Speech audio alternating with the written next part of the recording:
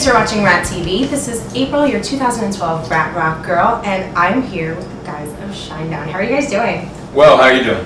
Very good, thank Awesome. you. Hanging out with you guys, of course I'm doing well. Thanks. So congratulations on Amaryllis. This is your biggest CD so far, right? It's the biggest debut we've had as a band. It's our 4th album. It debuted at number 4 on the Billboard in the United States. And yeah, I mean, it was huge for us to do over 100,000 records the first week. Yeah, to say we're excited would be an understatement. Yeah, I was actually tracking it and just watching the record sales for you guys because I was so excited for the release of the album, and it did phenomenal, and I just can't be happier for you. Well, thank you. I mean, for us, we feel like on every single level that when it comes to making records that we're quite fearless as a band, and that's a lot of the reasons why we take as long as we do to do albums, because we don't do them fast. We spent all of last year working on Amaryllis, and I think that the record itself, though, shows the dynamic of the band and also the fact that we care so very, very much about the albums as a whole. We don't make records where you put it on and you skip through tracks. You should listen to it as a whole, because that's the way that it was designed, really, in all honesty. Amaryllis definitely became I think it really became a concept record without being conceptual, but it's definitely meant to be heard from the very beginning to the middle, and then once it's over, we just want people to want to start it all over again. Oh, absolutely. And I feel like each album from you guys has its own character, its own personality. Do you guys do that on purpose, or is it just where you are in your lives? How does that work out? Eric, talk about your split personality. we never set out to make the same record twice. I mean, that is a conscious thing. I mean, we don't want, we don't want this record to sound like the last one, as Brent says, or the first one or the second one. Each one has its own personality, and it is a conscious thing, I think. You don't ever want to repeat yourself. You want to evolve and grow and continue to move upward and forward, and that's where our mindset is when we're making records, is how can we push the envelope and go where we haven't been before sonically, subject matter wise, lyrically, musically, all the way around. And I really think that's what sets you guys apart, because a lot of bands, they just do the same music over and over, and you guys come out with something different and something really deep and meaningful. When I know when I listen to your songs, I actually feel what you're writing about, what you're singing about and playing about. And how do you dig deep to find those songs? Barry, how do we dig deep? Aside from Shanti? Aside from the workouts every day. For us, we write from the heart. For one, it's honest, and you write about what you feel or what you've been through, and I think that's another reason why the records are different each time, because we've changed since the last records, and you really push yourself to write the best songs that you can, and with doing that, when Brent goes into lyrics, or if he asks for help with lyrics, it's always from the heart. It's what's going on at that time in our life, or something we've experienced, and I think that's why people are looking into our records so well, is because they can feel something, and they feel it, like you were saying, because we feel it too. It was meant to, because each song is intentional. It's not just, hey, let's write a fun song. It's intentional to be meaningful, and it means something to us, each one of us, in many different ways. So Avalanche Tour, let's talk about that. What is the Avalanche Tour? What can fans expect when you guys are on tour with this? We put this together,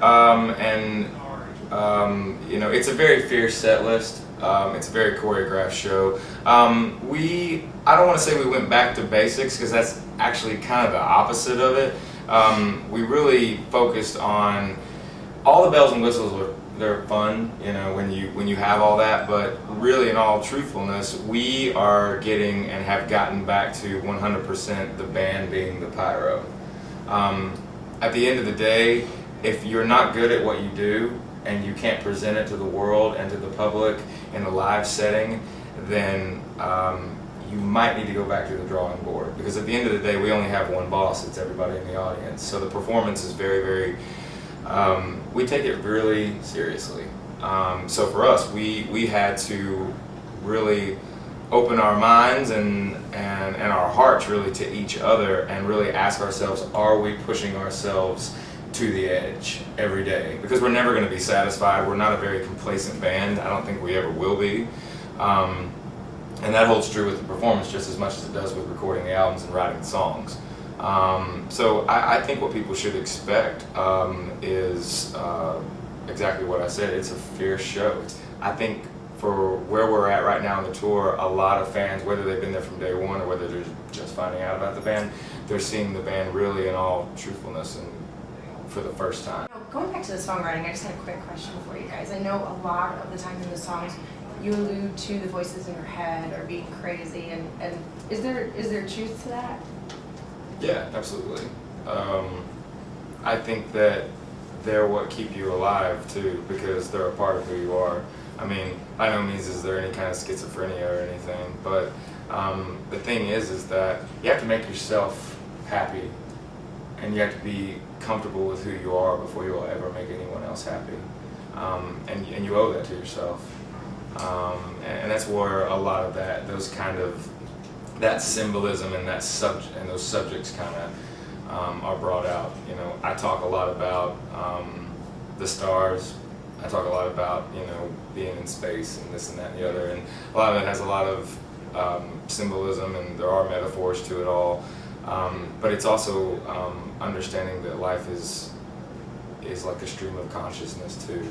You have to be 100% happy with who you are, and present that to the world, and do the best that you can to make yourself better. Don't give in to negativity. Stay positive at all times, as much as you can. Nobody is ever going to be able to be on 10 all the time, because no one's perfect. But you want to constantly continue to grow, not only as a person, but as an individual. Absolutely. What are you guys like after you get off stage? Once you're done performing, what happens? What goes on behind the scenes? Probably the most boring band in rock and roll, to be honest. I think we've gotten all those party days way behind us. Typically you get done with the show, you're exhausted, it's been a long day, and we give everything on the show. So you get done, you get a shower, we do a meet and greet for people that win during the show, and then I have a beer, these guys have water, and I need some food, go to bed, do it again tomorrow. I mean, there's no crazy wild antics anymore. Those days are long gone, and I'm kind of glad they're gone, because it makes for a better show, and it makes for a better lifestyle. Prince, and you gotta be happy. We are the happiest this band's ever been, because we are taking care of ourselves, and we are doing the right things, and trying to be better at our craft. And ultimately, this is our job as well. You want to keep this job, and you want to do it for the rest of your life. And in order to do that, you have to unfortunately be corny and take care of yourself, and that's a good thing. So that's what we do every night. Yeah, I think Brent and I were actually just talking about this earlier, about how this time around this tour is different than before, because we're all sober and clear-headed, which sometimes can be interesting. You know, to go on stage for the first time, maybe in a long time sober, or to get off stage and instead of To not be in a haze. Yeah, and get off stage instead of relying on, oh man, I'm going to drink a half a bottle of Crown tonight and throw down and party, and just to kind of as a coping mechanism. Now it's about being productive and going further, and it's also a great thing for this band. It's a reason why we're continuing to evolve. I mean, it's sad sometimes when we were talking about a particular artist the other day about how, man, 10 years ago that guy was incredible, and he couldn't, nobody could touch him. And now he's a drunk and a drug addict, and might, I hope not, but he could pass away from what he's doing to himself now. We're not that band. We want to be that band that, hey, remember 10 years ago? Well, they're better now than they were 10 years ago. Well, I just have to say, you guys are such an inspiration to your fans, especially with Amaryllis. I feel like it's an album of strength. Any words of advice that you have for your fans to stay positive? Just to understand that you have to take each day one day at a time. That's a golden rule that's been around, I think, for a long time. But you can't stack too much up in front of you. You can't have too much, as they say, on your plate. It's totally cool, and it's absolutely spectacular to be very driven and focused and know what you want and have dreams and aspirations and goals. But don't put yourself in a position where it actually causes you to have a breakdown. Understand that you have friends, you have a family, around you. You have people that care about you. And I'm only talking from my personal experience, because I'm the luckiest man in the world, because I get to go on stage every night with my family, and I get to be with my family. And I take that into consideration, and they have to put me in check sometimes, you know, and be like, hey, listen, it's you're spreading yourself too thin, you know, and just take one day at a time, tackle what you have to tackle each day, try to be as positive as you can. That's a beautiful thing, and we're very lucky that we're out here with our family and our friends, because if somebody's not having a great day, you know, it's your brother next to you that'll be like, hey man, what's going on? How can I help you?